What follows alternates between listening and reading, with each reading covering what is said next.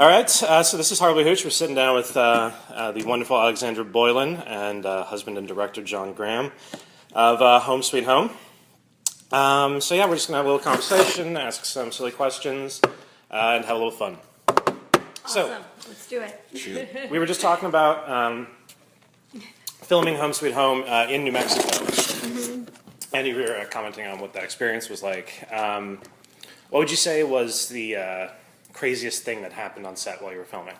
Oh, I have a great story. We shot 2 weeks, and then we had to take a break, and we were bringing back the lead actress, Raquel, who plays the blonde villain, and John and I had driven from LA to Palm Springs. We picked her up, and we're on our way to New Mexico, and there was like the coldest snap in New Mexico that happened in a long time, and the house that we were shooting at lost all water. There was no running water in the house, and John's parents, who own the house, were like, "You guys can't shoot here. There's no water." And we were like, "No, we have to shoot. We have the actress. Like, we're on our way. We're driving through the desert to get there." We had our crew all lined up to come, and they were like, "But we have no water because somewhere on that huge property a pipe had broke, and they didn't know where it was. I mean, it's miles of trying to figure out where it was." And it's all a well system.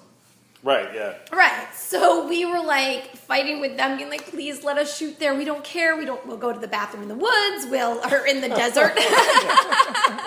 And we don't need to take showers. We'll just figure it out." So after convincing them, they let us come down there. And I don't remember how many days it was, maybe 5 days of no running water 5 days? on the property. Wow. And because everybody else was having the same problem, there's only like one guy that can fix this in the whole town. So like John's father's like out there trying to figure out where the pipe is while we're shooting. A neighbor that's a couple miles down the street let us go and take a shower there. And we had some behind the scenes. We were talking about how like we have no running water. We'd be like making food and then like pile up all the dishes and put it in the garage so that we didn't have dishes in the kitchen. God. And then like we're using buckets of water to pour down the toilets, and it was like the show must go on, we still did it. Even We're switching to disposable plates. That's what's No, happening right now. and that's exactly what happened. There were scenes where we'd go from, say, the living room or outside to the kitchen, and like my mom and like just everyone on the crew would just have to suddenly move all these like buckets of dishes and stuff into the garage. It was like a crazy shuffling situation. And it made you appreciate running water, because when you have no running water and you literally like, when we would go to the neighbor's house, my friend Raquel, who were taking a shower, we'd turn the water on, like jump in and be like, "We need to like, I'm so appreciative that there's actually water running." We take it for granted. Nice. So that was definitely the craziest experience. But since we're all really good friends and we were all living in the house making it, we just added to the fun of like. I mean, that was on top of the fact that we were sleeping in the camper that's in the movie. We were sleeping on the floor. Oh yeah.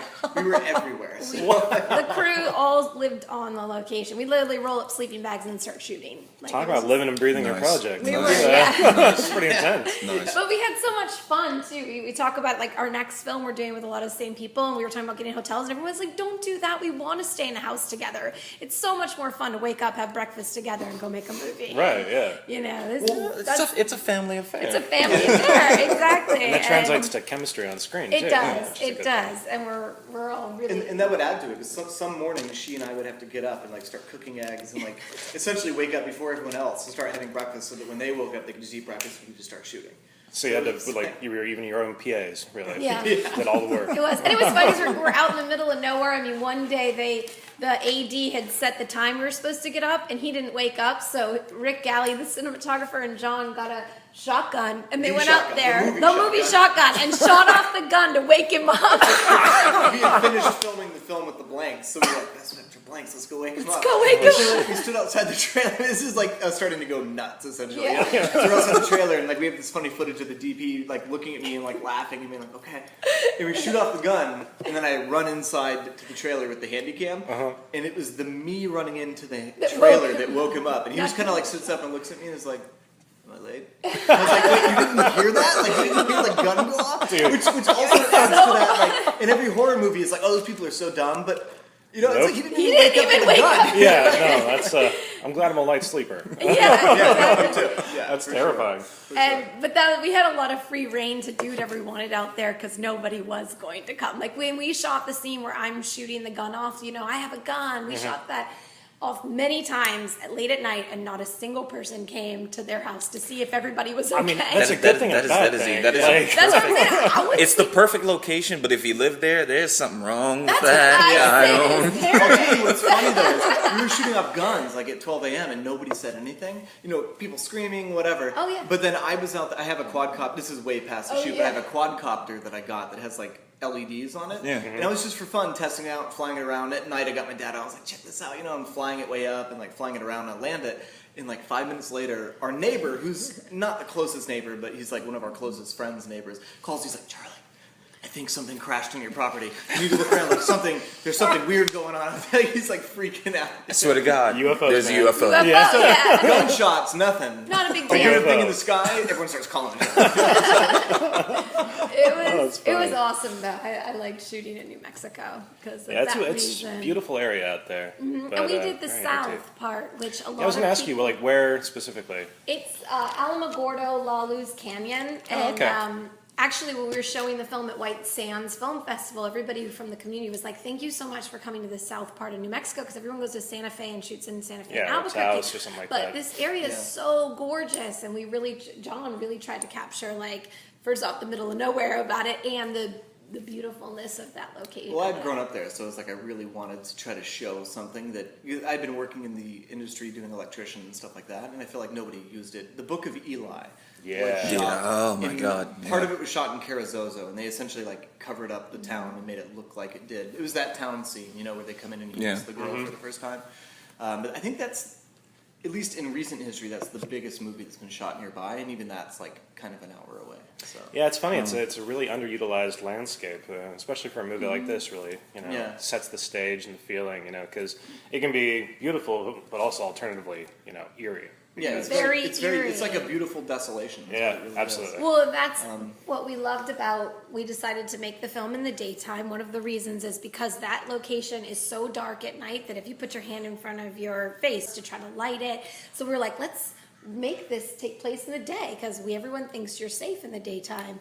And what's really cool about that murder scene is that you're outside, someone just, you feel like you're safe, and we say, no, actually, you're not safe. So it's Exactly. kind of like really more freaky than at night when you think you're already, oh yeah, it's dangerous at night. It's funny that comes a little bit from watching Hitchcock with my mom. She's like a huge mystery whodunit kind of fan, and so I Right. watched a lot of Hitchcock with her.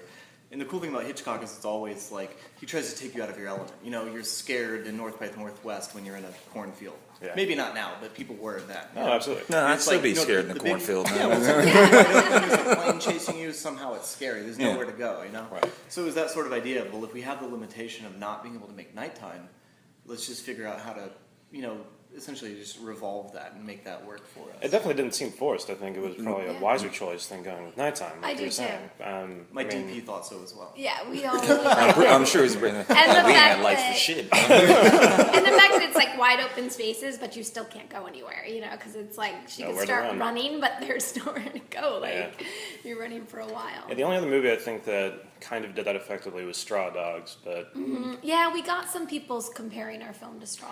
yeah, I haven't mean, there's seen elements that. of it, but I think doing it in the daytime, having a strong female lead, really sets the genre on its head sufficiently enough to distinguish the movie from others Right. of Yeah. similar nature. I mean, that's why we enjoyed it so much, because it was a nice departure from the sort of standard formulaic And the fact bullshit. that we have a villain woman.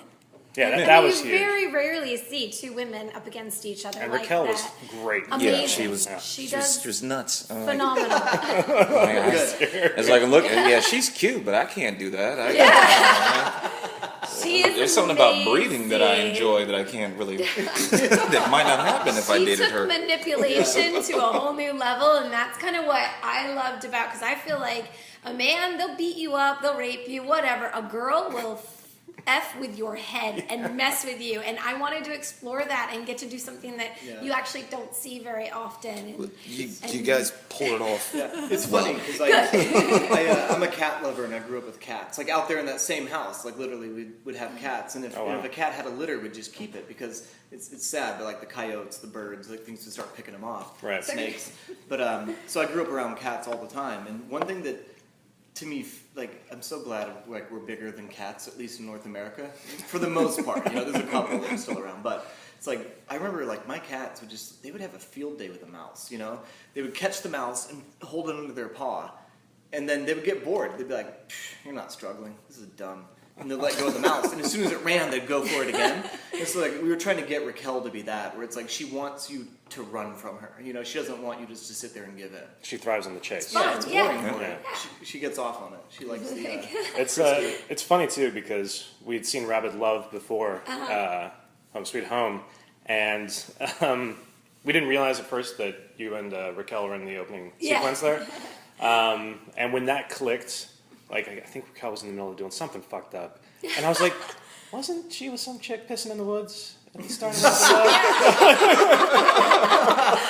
It's like, kind of a little different. I don't really know. Was it? We had to put it back in. I was like, Yeah. Nah, she was in the woods, and now it's slaughtering people. Exactly. All right, that's good. She's a good actress. pulls it off. It works. She does. Works very